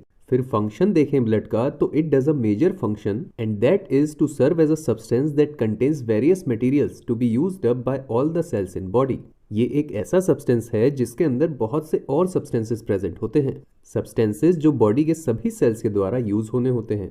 और सब्सटेंसेस ये होते हैं nutrients like glucose, amino acids, fatty acids, जो ब्लड को एक दूसरे ऑर्गन सिस्टम जो कि है डाइजेस्टिव सिस्टम, उसके थ्रू मिलते हैं। देन एक सेकंड सब्सटेंस हार्मोन्स, ऐसे केमिकल्स जो एक स्पेसिफिक टाइम पर रिलीज होकर स्पेसिफिक टास्क करते हैं बॉडी के लिए, ये ब्लड में एंडोक्रीन सिस्टम के पास से आते हैं। And third and last important substance present in blood is oxygen, वो गैस जो कि ब्लड में रेस्पिरेटरी सिस्टम के पास से आती है। ये तीनों ही सब्सटेंसेस ब्लड के थ्रू बॉडी के सारे सेल्स तक पहुंचते हैं, ताकि वो सेल्स इनके इस्तेमाल करके अपने जो भी सारे फंक्शंस हैं, जिनकी बात हम सेल टॉपिक में भी ऑलरेडी कर चुके हैं, उनको परफॉर्म कर सके। इसके साथ हो जाती है सर्कुलेटरी सिस्टम के सेकेंड पार्ट ब्लड की बात। अब आ जाते हैं सर्कुलेटरी सिस्टम के थर्ड एंड लास्ट पार्ट पे, एक ऐसा पार्ट जो सर्कुलेटरी सिस्टम का सबसे कॉम्प्लेक्स और मेजर ऑर्गन है, हार्ट। पहचान देखें इसकी तो साइज में ये होता है of the size of fist of the respective person, यानी कि जितनी बड़ी एक इंसान की मुट्ठी है उतना ही बड़ा होता है उसका हार्ट। फिर लोकेशन देखें तो ये प्रेजेंट होता है between the lungs and slightly to the left, यानी कि दोनों लंग्स के बीच की जो जगह है उससे थोड़ा लेफ्ट साइड में होता है। और फिर इसके टेक्सचर की बात हो तो ये टेक्सचर में एक बहुत ही मस्कुलर ऑर्गन है। इसका रीजन हम इसके फंक्शन में जानेंगे। फंक्शन हार्ट का होता है to continuously pump blood throughout the body and do so at the appropriate pressure known as the blood pressure, यानी कि ब्लड को लगातार एक प्रॉपर फोर्स के साथ बॉडी के सभी पार्ट्स को भेजना। और फोर्स ये काफ़ी स्पेसिफिक होना भी ज़रूरी है। इस फोर्स को एक नाम से बुलाया जाता है ब्लड प्रेशर। मेडिकल प्रोसीजर्स में बहुत ही कॉमनली ज़रूरत पड़ती है इसको मेजर करने की। अब पंपिंग का ये जो काम है ये दो तरह से होता है। First is to pump the oxygenated blood received from the lungs to all the body parts for the purpose of obtaining energy, यानी कि एक पंपिंग तो होती है उस ब्लड की जो लंग्स यानी कि हमारे फेफड़ों से हार्ट की तरफ आता है और फिर हार्ट से बॉडी के बाकी सारे पार्ट्स तक जाता है। ब्लड ये होता है ऑक्सीजनेटेड ब्लड। ऑक्सीजनेटेड माने के ऐसा ब्लड जिसमें ऑक्सीजन फिल्ड गैस प्रेजेंट होती है। और सिर्फ इतना ही नहीं बल्कि इस ब्लड में डाइजेस्टिव सिस्टम से आने वाले सभी न्यूट्रिएंट्स भी प्रेजेंट होते हैं। इसी ऑक्सीजनेटेड ब्लड को हार्ट इतने प्रेशर से पंप यानी कि फोर्स करता है कि वो बॉडी के सभी पार्ट्स तक पहुंच सके, ताकि बॉडी के सारे पार्ट्स उस ब्लड को यूज कर सके और फिर अपने अपने जो भी रिस्पेक्टिव फंक्शंस हैं उन पार्ट्स के वो पूरे कर सके। तो ये तो होता है पहला पार्ट हार्ट के काम का। फिर हार्ट का दूसरा हिस्सा इससे पैरेलल फंक्शन करता है और वो फंक्शन इससे ऑपोजिट सा होता है। It is to pump deoxygenated blood received from all body parts to the lungs for oxygenation. यानी कि दूसरी पंपिंग हार्ट करता है उस ब्लड की जो बॉडी के सभी पार्ट से वापस हार्ट की तरफ आता है और फिर ये वाला ब्लड ही हार्ट के थ्रू लंग्स की तरफ पंप कर दिया जाता है। ब्लड ये होता है डीऑक्सीजनेटेड ब्लड। डीऑक्सीजनेटेड माने के ऐसा ब्लड जिसमें एक वेस्ट गैस जो कि है कार्बन डाइऑक्साइड गैस वो प्रेजेंट होती है, जो बॉडी के सेल से उस वक्त एज अ वेस्ट प्रोडक्ट निकलती है जब बॉडी के पार्ट्स अपने अपने फंक्शंस परफॉर्म कर लेते हैं और फिर यही गैस ब्लड में ऐड हो जाती है जिससे कि वो उस गैस को बाद में बॉडी से बाहर निकाल सके। ये होता है दूसरा पार्ट हार्ट के काम का। इसी के साथ हार्ट ऑर्गन की बात भी पूरी हो जाती है। इसी के साथ हो जाती है बात हमारी कंप्लीट इस टॉपिक के ऊपर। टॉपिक को आप बाद में रिवाइज कर सकें उसके लिए आप ये टॉपिक रिवीजन शीट यूज़ कर सकते हैं और अगर आप टॉपिक पे खुद को टेस्ट करना चाहते हैं तो आप ये वाली टॉपिक क्वेश्चन शीट यूज़ कर सकते हैं। ह्यूमन बींग्स में सर्कुलेशन कैसे होता है वो तो हमने जान लिया। अब इसी ऑर्गन सिस्टम के सेंट्रल ऑर्गन ह्यूमन हार्ट की फंक्शनिंग पूरी कैसे होती है, उसका डिज़ाइन क्या है, उसके बारे में जानेंगे। आज हम बात करेंगे एक ऐसे ऑर्गन के बारे में जिसका साइज एक इंसान की मुट्ठी यानी कि उसके फिस्ट के जितना होता है और जिसका टेक्सचर यानी कि छूने में जो काफी मस्कुलर यानी कि काफी तगड़ा होता है। और लोकेशन की बात करें तो लोकेटेड ये होता है एक इंसान के दोनों लंग्स के बीच से थोड़ा सा लेफ्ट साइड में। आई थिंक आप समझ चुके होंगे कि मैं किस तरफ इशारा कर रहा हूँ। जी हाँ, आज हम बात करेंगे हार्ट ऑर्गन के बारे में। हम जानेंगे कि ऐसी कौन सी बातें हैं जिसकी वजह से एक जने का हार्ट एक इंसान की पूरी बॉडी में ब्लड को पंप करने जैसा जरूरी काम कर पाता है। तो चलिए बात शुरू करते हैं। दोस्तों, हार्ट का ये जो टॉपिक है ये एक काफ़ी कॉम्प्लेक्स टॉपिक माना जाता है क्योंकि ऑर्गन भी ये काफ़ी कॉम्प्लेक्स है। तो इस कॉम्प्लेक्स टॉपिक को आसानी से समझने के लिए हम इसके एक्चुअल डिज़ाइन को स्टार्टिंग में ना यूज़ करते हुए बात हम शुरू करेंगे इसके एक सिंपलर डिज़ाइन से और उसमें एक एक करके हम डिटेल्स ऐड करेंगे ताकि हम फाइनली जो हार्ट का जो पूरा डायग्राम है उस तक पहुँच पाए। तो बात को शुरू करते हुए हम सबसे पहले ले सकते हैं कुछ ऐसा दिखता ये सिंपल सा कंटेनर जिसको आप हार्ट का डायग्राम मान सकते हैं without any of its details. तो अब इस कंटेनर में पंपिंग जो होनी है उसके सामने सबसे पहला चैलेंज ये है कि इसे एक नहीं बल्कि दो तरह के ब्लड्स, एक ऑक्सीजनेटेड ब्लड जिसमें ऑक्सीजन प्रेजेंट होती है और दूसरा डीऑक्सीजनेटेड ब्लड जिसमें कार्बन डाइऑक्साइड प्रेजेंट होती है, इन दोनों ही तरह के ब्लड्स को इसको पंप करना होता है और ये काम हार्ट को साइमल्टेनियसली करना होता है। अब एक ही कंटेनर दो तरह के लिक्विड्स को एक ही समय पे कैसे साइमल्टेनियसली पंप करे बिना उनके आपस में मिक्स हुए। सिचुएशन डिफिकल्ट लगती ज़रूर है बट इसको आसान बनाने का एक सिंपल सा तरीका है। अगर आप कॉमन सेंस से सोचेंगे तो आप शायद गैस भी कर पाएंगे। इस सिचुएशन को सॉल्व किया जाता है एक सिंपल सी वॉल के थ्रू जो हार्ट के सेंटर में आती है और ये जो कंटेनर है इसको दो इक्वल पार्ट्स में डिवाइड कर देती है। इसमें राइट साइड में आ जाता है कार्बन डाइऑक्साइड वाला ब्लड और इस हिस्से को कहते हैं right chamber of the heart और वहीं पे दूसरे हिस्से में कौन सा आ जाएगा, ऑक्सीजन वाला ब्लड। इसको क्या कह देंगे, left chamber of the heart. तो इस तरह से अब इस कंटेनर में ये दोनों तरह के ब्लड्स एक ही समय पे एग्जिस्ट कर सकते हैं। ये तो हमने समझ ली हार्ट की पहली सिचुएशन की सॉल्यूशन। अब इससे पहले कि हम दूसरी सिचुएशन की बात करें, ये बात जान लो कि हार्ट का जो ब्लड है वो अपने आप में दो एरिया से इंटरेक्ट करता है, जिसमें एक एरिया होता है लंग्स यानी कि फेफड़े और दूसरा एरिया होता है बाकी बचे बॉडी के सारे पार्ट्स। अब हार्ट के इस पूरे स्ट्रक्चर के सामने दूसरा चैलेंज ये है कि इस स्ट्रक्चर में एग्जिस्ट करते दोनों ही चैम्बर्स में ब्लड को आना भी है और इनसे ब्लड वापस बाहर जाना भी है। तो ब्लड के इस आने और जाने का पूरा काम एग्जैक्टली होए तो कैसे पॉसिबल हो पाए। ब्लड के इस पूरे ट्रांसपोर्ट का काम पॉसिबल हो पाता है ब्लड वेसल्स के थ्रू, जो कि एक तरह की ट्यूब्स हैं जो हार्ट से कनेक्टेड होती हैं, जो इन टोटल तो 3 तरह की होती हैं जिनकी बात हमने सर्कुलेटरी सिस्टम टॉपिक में भी करी थी। बट यहाँ पे हम सिर्फ उन्हीं वेसल्स की बात करेंगे जो एक्चुअली हार्ट से डायरेक्टली कनेक्टेड होती हैं। यहाँ पे आती हैं 2 तरह की वेसल्स। एक तो वो वेसल्स हैं जो हार्ट तक ब्लड को लेके आती हैं, कहते हैं इनको है वेन्स। ये मोटाई में थिन होती हैं क्योंकि ये ब्लड को एक लोअर प्रेशर पे लेके आती हैं हार्ट तक। इनमें पहले आती है ये वाली वेन जिसको कहते हैं पल्मोनरी वेन। नाम इसका लॉजिकल है, पल्मोनरी का मतलब होता है रिलेटेड टू द लंग्स। ये वो वेन हो गई जो ऑक्सीजन रिच ब्लड को लंग से हार्ट तक लेके आती हैं। और फिर बिल्कुल ऐसे ही दूसरी तरफ आ जाएंगी वो सारी वेन्स जो कार्बन डाइऑक्साइड रिच ब्लड को बॉडी के सारे पार्ट से हार्ट तक लेके आती हैं, जो कि हैं ये वाली वेन्स। और ये एक नहीं बल्कि दो होती हैं, क्योंकि बॉडी में बहुत सारे पार्ट्स हैं। तो बॉडी का जो लोअर हाफ पोर्शन है वहां से एक वेन आती है जिसको कहते हैं लोअर वेन कावा, और बिल्कुल ऐसे ही जो अपर बॉडी में आते पार्ट्स हैं उससे जो वेन आएगी उसको कह देंगे अपर वेन कावा। ये तो बात हो गई वेन्स की। अब इसी के बाद अगर दूसरी तरफ जाएं तो आ जाएंगी वो वाली ट्यूब्स जो ब्लड को हार्ट से दूर लेके जाती हैं, जिनको कहते हैं आर्टरीज। जिसमें पहली आर्टरी की बात कर सकते हैं इस वाली आर्टरी की, जो डीऑक्सीजनेटेड ब्लड को हार्ट से लंग्स तक लेके जाती है ताकि वो वहां पे वापस ऑक्सीजनेट हो सके। इसके नाम को आप गैस भी कर सकते हो। लंग से कनेक्टेड है तो पल्मोनरी आ जाएगा इसके नाम में, और इसके नाम का दूसरा हिस्सा है आर्टरी, तो इसका नाम हो गया पल्मोनरी आर्टरी। ये वाली आर्टरी तो कौन से चैम्बर में आ गई? राइट वाले चैम्बर में।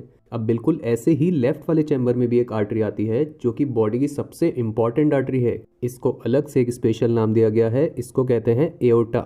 ये ऑक्सीजन रिच ब्लड को हार्ट से हाई प्रेशर पे बॉडी के सारे पार्ट्स तक लेके जाती है। ये हो गई बात आर्टरीज की, और इसी के साथ बात हो जाती है उन सारी ट्यूब्स की जिनकी मदद से हार्ट ब्लड के ट्रांसपोर्ट का काम कर पाता है। तो हमने हार्ट के डिजाइन की दूसरी इंपॉर्टेंट डिटेल भी समझ ली।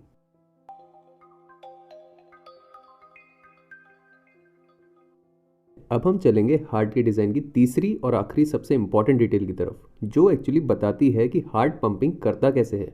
इस पॉइंट पे सवाल ये है कि हार्ट के दोनों चैम्बर्स को ब्लड को रिसीव करने का काम भी करना है, और फिर उस ब्लड को जिसको रिसीव किया है उसको सेंड भी करना है। अब इन दोनों ही चैम्बर्स में ब्लड की रिसीविंग भी हो जाए और फिर उसकी सेंडिंग भी हो जाए। ये तभी पॉसिबल है जब ये दोनों ही चैम्बर्स दो पार्ट्स में डिवाइडेड हों, और वो होता है कुछ ऐसे, जिसमें एक पार्ट तो हो जाता है अपर पार्ट और एक पार्ट हो जाता है लोअर पार्ट, जिसमें दोनों ही चैम्बर्स के ऊपर वाले दोनों पार्ट्स को कहा जाता है एट्रियम्स, और इसी तरह से नीचे वाले दोनों पार्ट्स को कहा जाता है वेंट्रिकल्स।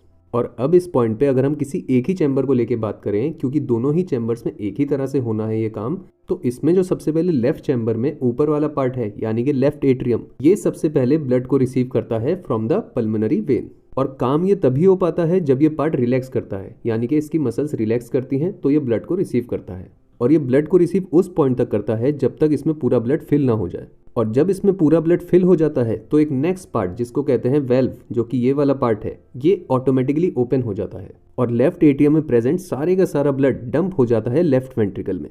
ये अब तक का जितना भी मूवमेंट हुआ, इस पूरे मूवमेंट को एक साथ कहा जाता है डायस्टोलिक मूवमेंट, जिसमें बेसिकली हार्ट के लेफ्ट चैम्बर ने ब्लड को रिसीव किया है। अब ये तो हो गया पंपिंग का आधा काम। अब बिल्कुल इसी तरह से पंपिंग का बाकी आधा काम भी होता है, जिसमें लेफ्ट वेंट्रिकल का जो पोर्शन है वो कॉन्ट्रैक्ट करता है। ऑल्सो इस पोर्शन की मसल्स काफ़ी स्ट्रांग होती हैं, क्योंकि इसको पंपिंग करनी है, जिसके लिए ज़्यादा ताकत चाहिए।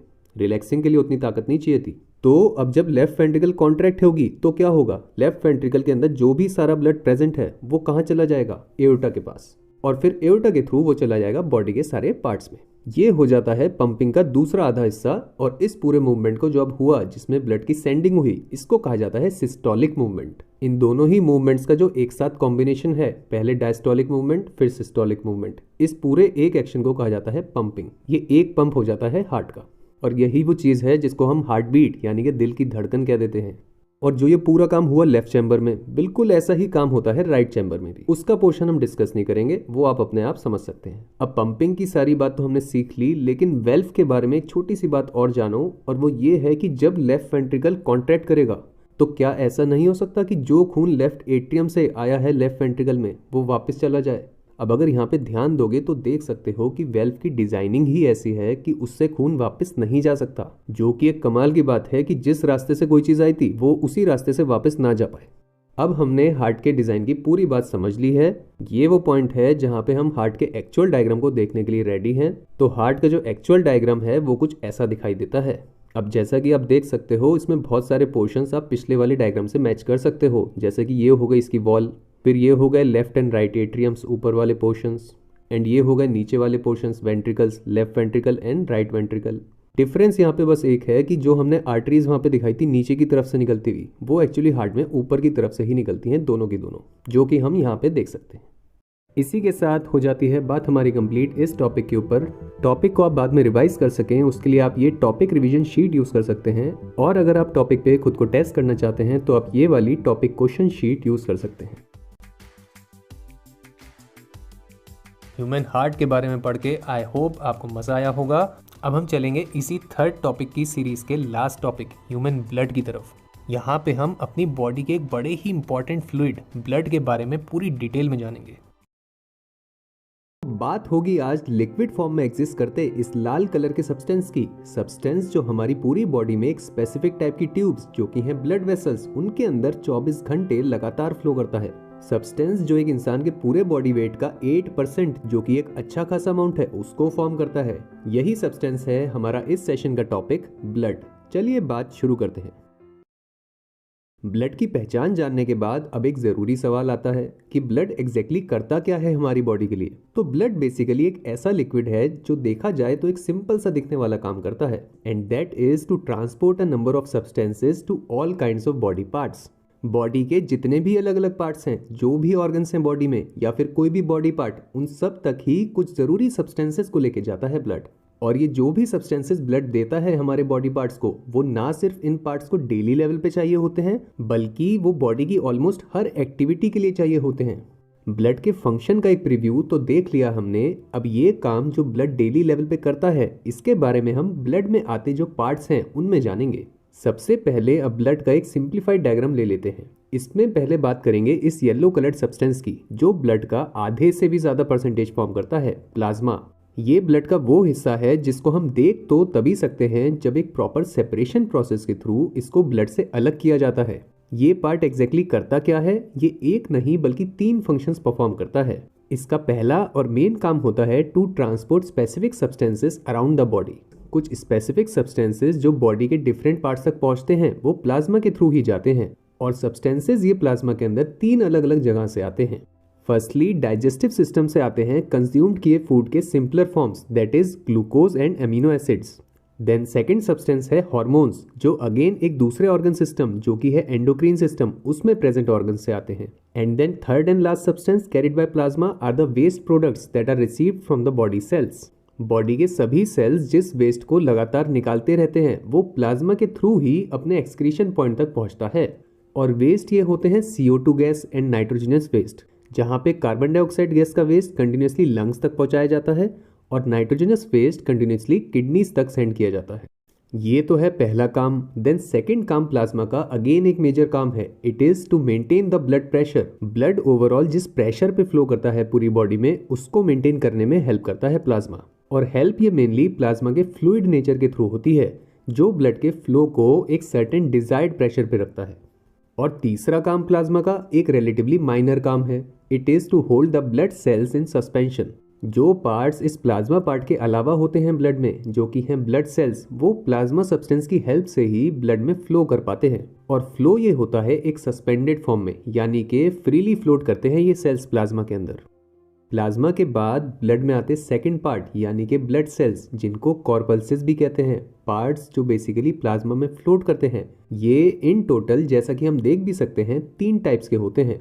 ब्लड में इनका टोटल परसेंटेज है 45%, क्योंकि प्लाज्मा के अलावा ब्लड में बाकी सारा पोर्शन इन्हीं का होता है। दिखने में और काम में ये तीनों ही सेल्स एक दूसरे से डिफरेंट होते हैं, और तीनों ही सेल्स बॉडी के लिए बहुत ज़रूरी भी हैं। एक तो हैं ये सबसे छोटे साइज के सेल्स, प्लेटलेट्स, जो अमाउंट में बहुत कम होते हैं, ओनली 1% इन द एंटायर 45%। इनके पोर्शन का स्मॉल होना ये दिखाता है कि ये बॉडी में बहुत रेयरली ही यूज होते हैं। फिर दूसरे ब्लड सेल्स आते हैं ये वाइट कलर्ड हेपाजाइडली shape cells known as the white blood cells और WBCs, जो साइज में तो प्लेटलेट से बड़े होते हैं, बट परसेंटेज इनका भी 45 में से सिर्फ 1% ही होता है, तो इनका यूज भी बॉडी में काफी रेयरली ही होता है। एंड फाइनली तीसरे सेल्स, ये सर्कुलर शेप्ड रेड कलर के सेल्स, ब्लड के तीनों सेल्स में सबसे ज्यादा popular cells, red blood cells और द RBCs। ब्लड का जो अपना रेड कलर है वो इन्हीं सेल्स में प्रेजेंट एक पिगमेंट हीमोग्लोबिन से आता है। ब्लड में इनका परसेंटेज सबसे ज्यादा होता है 43%, जो कि दिखाता है कि बॉडी में इनका यूज काफी रेगुलर लेवल पे होता है। इन तीनों सेल्स की आइडेंटिफिकेशन, इनकी पहचान तो देख ली हमने। अब इन तीनों सेल्स की एक्चुअल वैल्यू देखें जो ये ब्लड में ऐड करते हैं, तो सबसे पहले तो platelets plug leaks in case of any injury on skin by forming blood clots. जब भी हमें कोई स्किन इंजरी होगी, एज सिंपल एज लाइक कहीं गिर जाने पे स्किन का छिल जाना या फिर स्किन पे कोई कट लग जाना, तो ऐसी सिचुएशन में इंजरी पॉइंट पे कंटिन्यूसली ब्लड का लॉस ना होता रहे, इसको इंश्योर करते हैं प्लेटलेट के सेल्स। और होता एग्जैक्टली ये ऐसे है कि प्लेटलेट के सेल्स इंजरी पॉइंट पे पहुंच के कुछ समय में वहां पे एक ब्लड क्लॉट, जो कि एक तरह का टेम्परेरी हार्ड लेयर है, उसको बना देते हैं, जो बेसिकली इंजर्ड एरिया की जो ब्लीडिंग है उसको रोक देता है।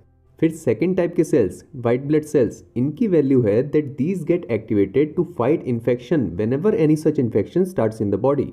बॉडी में जब कभी भी किसी भी तरह के इन्फेक्शन की पॉसिबिलिटी होती है, इन्फेक्शन जो किसी भी माइक्रो ऑर्गेनिज्म जैसे वायरस माइक्रो ऑर्गेनिज्म से किसी डिजीज का होना या फिर बैक्टीरिया माइक्रो ऑर्गेनिज्म से किसी डिजीज का होना, ऐसा कोई भी इन्फेक्शन जब बॉडी को अटैक करता है तो वहां पर WBCs ही मिलकर उस इन्फेक्शन से फाइट करते हैं।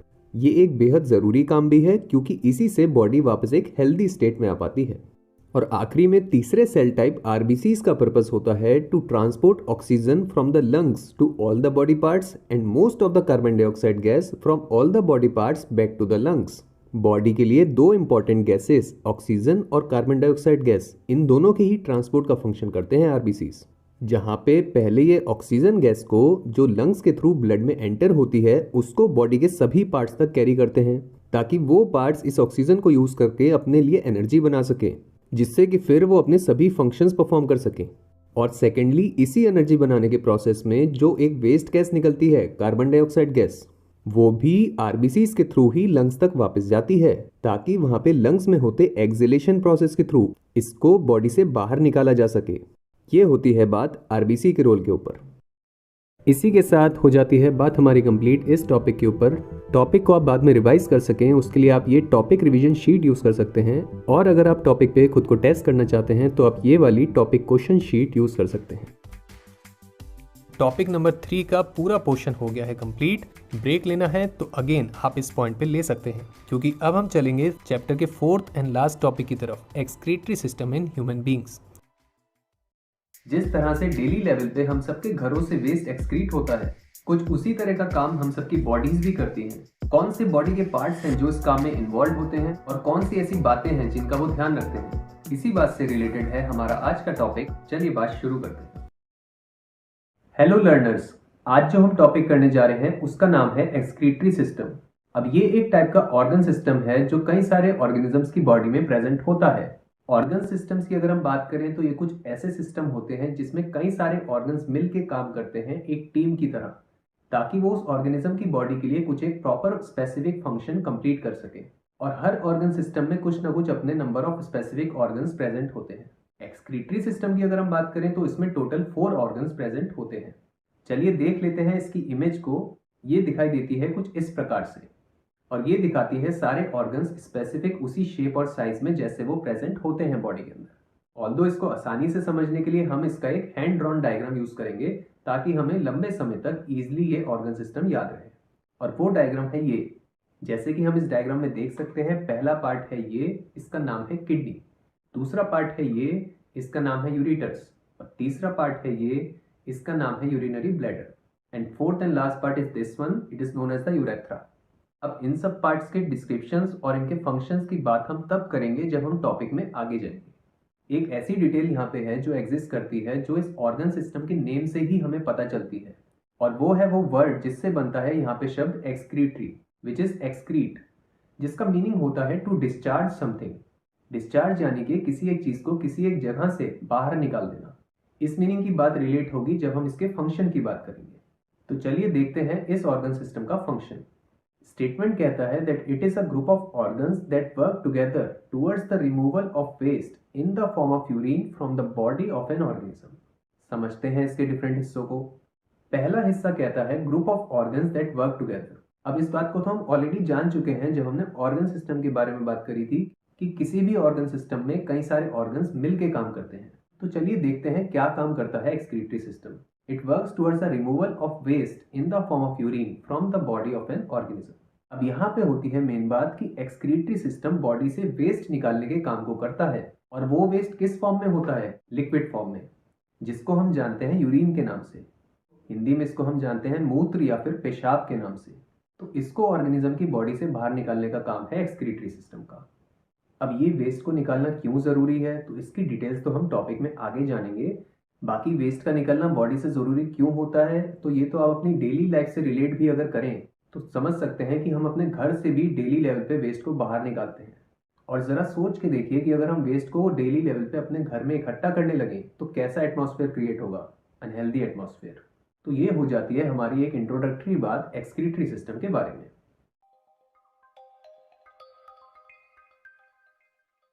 अब हम एक एक करके बात करेंगे एक्सक्रीटरी सिस्टम में आने वाली डिफरेंट ऑर्गन्स की। इसमें जो सबसे पहला ऑर्गन आता है इसका नाम है किडनी। सबसे पहले इस ऑर्गन की रियल इमेज देख लेते हैं। वो दिखाई देती है कुछ इस प्रकार से। अब इसमें काफ़ी सारी डिटेल्स हैं जो हम यहाँ पे मेकआउट नहीं कर सकते, तो इसी कारण से हम इसको एक सिंप्लीफाइड फॉर्म में देखेंगे और वो दिखाई देता है हमें इस डायग्राम के अंदर। अब इस पार्ट की डिटेल के बारे में मैं बात करूँ उससे पहले हमें ये पता होना चाहिए कि किसी भी डायग्राम में क्या पैटर्न एग्जिस्ट करता है। और वो पैटर्न कुछ इस प्रकार से होता है कि कोई भी जो डायग्राम है उसमें बहुत सारे पार्ट्स एग्जिस्ट करते हैं, तो हर एक पार्ट में हम मोस्टली 2 तरह की डिटेल्स पढ़ते हैं। पहली डिटेल होती है उनकी डिस्क्रिप्शन डिटेल, जिसमें डिटेल्स आती हैं उस पार्ट के बारे में, जैसे कि शेप कैसा है, कलर कैसा है, टेक्सचर कैसा है, लोकेशन क्या है उसकी। ये सारी डिटेल्स हेल्प करती हैं हमें उस पार्ट को पहचानने में।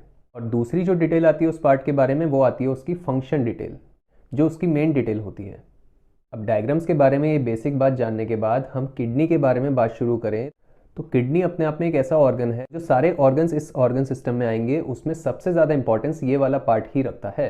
शेप इसका जैसे कि हम देख चुके हैं, जिस तरह का शेप बीन्स का होता है जो कि एक फूड आइटम है, उसी तरह का शेप होता है इस पार्ट का भी। इसकी अगर लोकेशन की बात करें तो ये बॉडी का एक एरिया है जिसको हम एब्डोमेन के नाम से जानते हैं, या फिर दूसरा एक कॉमन नेम है जिसका बेली, यानी कि बेसिकली स्टमक वाला पोर्शन, वहीं पे लोकेटेड होती हैं। और थोड़ी सी और स्पेसिफिक बात करें तो रिब केज जो होता है उसका जो सबसे लोएस्ट पोर्शन है वहाँ पे एक किडनी होती है लेफ्ट पोर्शन में और एक किडनी होती है राइट पोर्शन में, तो वहाँ पे लोकेटेड होता है ये वाला पार्ट। क्वांटिटी जैसे कि हम ऑलरेडी देख चुके हैं 2 हैं इसकी। स्टेटमेंट में बोले तो हम कह सकते हैं 1 on either side of the backbone. तो ये हो जाती हैं कुछ डिटेल्स इसकी शेप, लोकेशन और क्वांटिटी के बारे में। एक और छोटी सी डिटेल की अगर बात करें जो ये बताती है कि इस ऑर्गन को हमारी बॉडी से कैसे कनेक्शन मिलता है, तो वो डिटेल ये कहती है that each kidney receives blood from the body parts through an artery which is known as the renal artery. अब किडनी जो हमारा यहाँ पे पार्ट है इसको बॉडी के सारे पार्ट से ब्लड मिलता है और ये ब्लड इसको मिलता है एक आर्टरी के थ्रू जिसको जाना जाता है रीनल आर्टरी के नाम से। और रीनल वर्ड हम यहाँ पे एसोसिएट कर सकते हैं किडनी के साथ। जो आर्टरी किडनी से कनेक्टेड है उसका नाम क्या पड़ गया, रीनल आर्टरी। तो ये तो बात हो जाती है किडनी के डिस्क्रिप्शन की। अगर इसके फंक्शन की बात करें तो इसका फंक्शन ये है कि इसके पास बॉडी के डिफरेंट पार्ट से जो ब्लड आता है उसमें से ये अलग अलग तरह के वेस्ट को रिमूव करने का काम करता है। और यहाँ पे मेनली 3 तरह के वेस्ट हैं जो एग्जिस्ट करते हैं। पहला वेस्ट है यूरिया, दूसरा है यूरिक एसिड, तीसरा है एक्सेस वाटर। यूरिया अपने आप में एक ऐसा वेस्ट है जो बॉडी के ब्लड में प्रेजेंट होता है। जितना भी एक्सेस यूरिया प्रेजेंट है ब्लड के अंदर उसके रिमूवल का काम करती है किडनी। ये हुआ पहला वेस्ट। दूसरे वेस्ट यानी कि यूरिक एसिड की अगर बात करें तो वो एक ऐसा वेस्ट है जो बनता है जब बॉडी ब्रेक डाउन करती है certain chemicals which are known as purines, जो कि ऐसे सब्सटेंसेस हैं जो या तो खाने में प्रेजेंट होते हैं जैसे कि स्पिनच, दैट इज पालक, या फिर तब बनते हैं जब डीएनए ब्रेक डाउन करता है। जैसे कि वो प्यूरिन्स जो डीएनए के अंदर प्रेजेंट हैं वो हैं एडेनिन और ग्वानिन। तो यूरिक एसिड भी एक ऐसा ही वेस्ट है जो ब्लड में पास होता है, जो एक बार जब बन जाता है तो बॉडी के लिए वेस्ट है, इसलिए उसका रिमूवल ज़रूरी होता है और ये काम किडनी ही करती है। ये हो गई दूसरे वेस्ट की बात। तीसरे और आखिरी वेस्ट यानी कि एक्सेस वाटर की बात करें तो ये प्रोड्यूस होता है जब बॉडी के डिफरेंट सेल्स अपनी रिएक्शंस परफॉर्म करते हैं, तो ये एक बाय प्रोडक्ट की तरह प्रोड्यूस होता है उनमें। इसका रिमूवल भी किसके द्वारा होता है, किडनीज के द्वारा। तो इस प्रकार से किडनी ये तीनों वेस्ट ब्लड में से निकाल लेती है बाहर। ऑल्सो ये वेस्ट जब एक्सक्रीटरी सिस्टम में आगे जाता है तो यूरिन के फॉर्म में ये जाता है, विच मीन्स दैट हम ये कह सकते हैं that urine is equal to urea plus uric acid plus excess water. एक इंपॉर्टेंट डिटेल यहाँ पे ये भी है कि ये सारा काम जो हम कह रहे हैं किडनी के द्वारा होता है, एक्चुअली होता है किडनी में प्रेजेंट बहुत सारी छोटी छोटी यूनिट्स जिनको कॉमनली फिल्ट्रेशन यूनिट्स के नाम से बोला जाता है और उनका एग्जैक्ट नेम है नेफ्रॉन्स। अगर हम डायग्राम में देखें तो ये कुछ इस प्रकार से दिखाई देता है। इनके बारे में जो डिटेल्स हैं वो हम वीडियो के एंड में एक शॉर्ट वीडियो का लिंक दे देंगे, वहाँ पे हम पढ़ेंगे उसको अलग से। तो ये तो हो जाता है किडनी का पहला फंक्शन।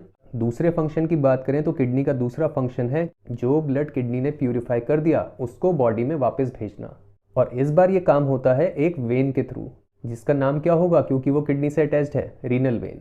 तो ये है किडनी के 2 मेन काम। किडनी के बारे में एक बहुत इंटरेस्टिंग डिटेल एग्जिस्ट करती है जो शेयर करनी बनती है, और वो ये है कि मान लीजिए अगर किसी कारण से एक किडनी फेल हो जाती है और उसको बॉडी से निकाल दिया जाता है, तो ऐसे केस में जो किडनी बॉडी में रह जाती है उसकी ये एबिलिटी है कि वो अपने साइज को 50% से इंक्रीज कर सकती है, ताकि वो जो दूसरी वाली किडनी है उसके फंक्शन को कवर अप कर सके। ये हो जाती है बात हमारी कंप्लीट कौन से पार्ट के बारे में? किडनी।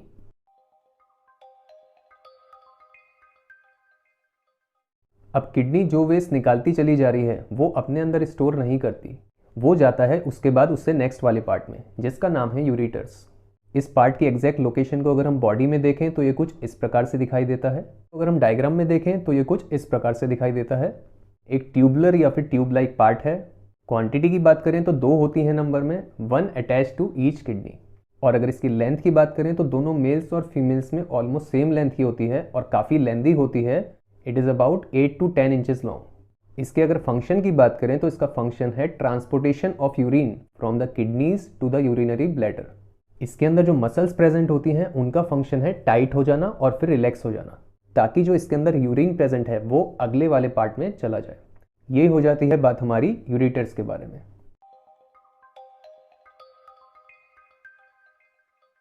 अब हम एक्सक्रीटरी सिस्टम में आगे चले तो हमारे अगले पार्ट का नाम है यूरिनरी ब्लैडर।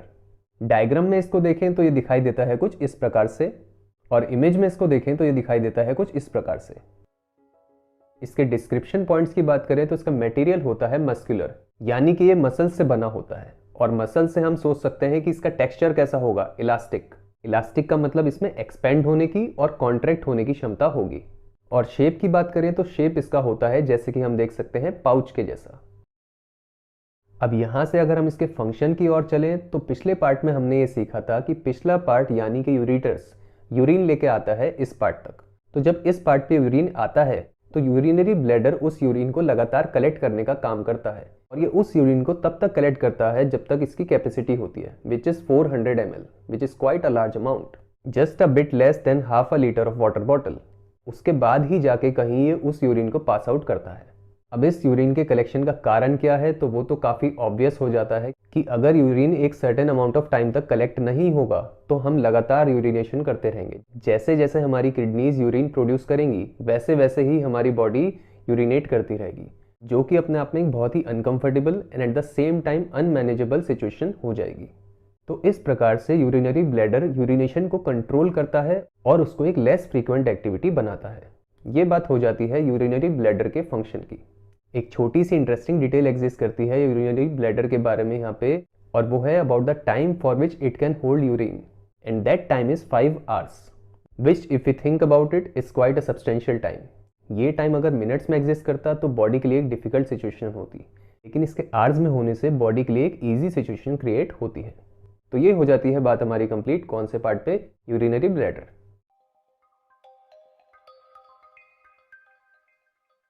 अब हम चलेंगे एक्सक्रीटरी सिस्टम के 4th एंड लास्ट पार्ट की तरफ, जिसका नाम है यूरेथ्रा। इसको अगर हम डायग्राम में देखें तो ये वाला पार्ट है ये, और अगर इमेज में देखें तो this is the image and this is the part. इसके डिस्क्रिप्टिव्स की बात करें तो एक ही डिस्क्रिप्टिव एग्जिस्ट करता है यहाँ पे, जो है इसके साइज के बारे में, which states that it is a tube with a small and narrow opening, यानी कि एक ट्यूब है जिसकी ओपनिंग अपने आप में काफ़ी छोटी होती है। इस पार्ट के फंक्शंस की बात करें तो इसके 2 मेन फंक्शंस हैं।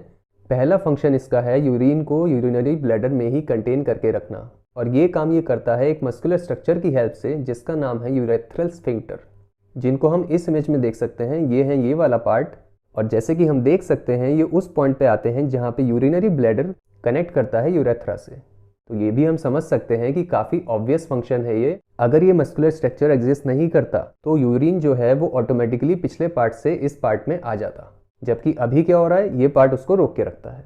एक फंक्शन तो ये है।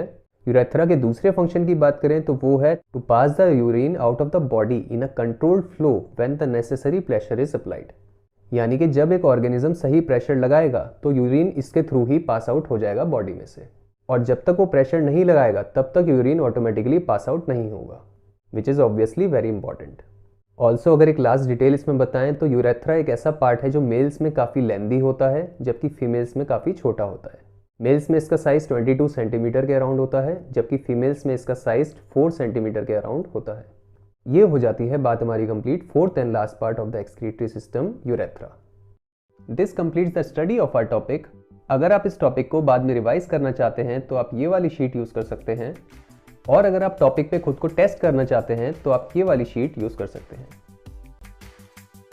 चैप्टर ऑलमोस्ट कंप्लीशन की तरफ आ चुका है। अब हम जाएंगे फोर्थ टॉपिक के एक छोटे से सेकंड पार्ट नेफ्रॉन की तरफ।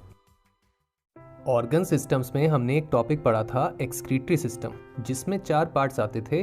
पहला पार्ट था किडनी, उसके बाद था ये ट्यूब लाइक पार्ट यूरेटर्स, उसके बाद मस्कुलर बैग लाइक स्ट्रक्चर, नाम क्या था यूरिनरी ब्लैडर, और एंड में नैरो ट्यूब, नाम था यूरेथ्रा।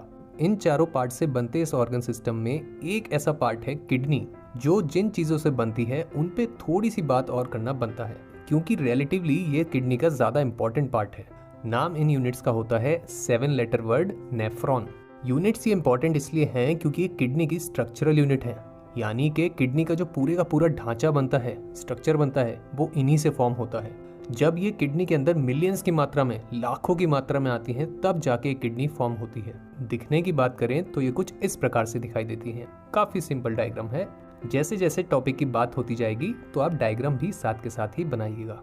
बात को कंटिन्यू करें तो ये यूनिट्स फंक्शनल यूनिट भी बुलाई जाती हैं। बात सिंपल सी है, क्योंकि पूरा स्ट्रक्चर किडनी का इन्हीं से बन रहा है, तो सारे का सारा मेन काम जो है वो भी यही परफॉर्म करती हैं। और काम ये रिलेटेड होता है फिल्ट्रेशन से, जिसके कारण इनको फिल्ट्रेशन यूनिट्स भी बुलाया जाता है। तो चलिए बात शुरू करते हैं नेफ्रॉन्स के स्ट्रक्चर के साथ।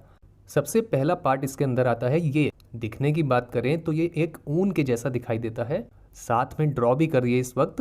एक छोटा सा सर्कल बीच में बनाएंगे, उसके बाद उसके साइड से सर्कल्स ड्रॉ करते जाएंगे करते जाएंगे करते जाएंगे, जब तक थोड़ा सा बड़ा गोला ना बन जाए ऊन के जैसा। और हम इसको क्या कह सकते हैं? Ball of yarn. यार्न मतलब ऊन। नाम इस पार्ट का आप जान लेते हैं। इसको कहा जाता है ग्लोमेरुलस। स्पेलिंग भी चेक कर लो। फंक्शन की बात करें तो काम इसका होता है फिल्ट्रेशन, ये तो हम जानते हैं। लेकिन फिल्टर क्या करता है? ये 2 चीज़ें फिल्टर करता है हमारे ब्लड से। सबसे पहला तो है वो चीज़ जो हमारी बॉडी में एक अच्छी खासी मात्रा में एक्सेस रूप में निकलती है, विच इज़ वाटर। तो जितना भी एक्सेस वाटर है हमारे ब्लड के अंदर, उसको यही पार्ट फिल्टर करता है, निकाल लेता है। फिर दूसरी चीज़ जो ये फिल्टर करता है वो एक ऐसी चीज़ है जो हमारी बॉडी में जितना भी प्रोटीन न्यूट्रिएंट है, जिसको आप जानते हैं एमिनो एसिड से बनता है, जो कि वो जब एनर्जी पाने के लिए बॉडी ब्रेक डाउन करती है तो वहाँ पे बाय प्रोडक्ट के फॉर्म में यही पार्ट बनता है। नाम इसका होता है नाइट्रोजनस पेस्ट।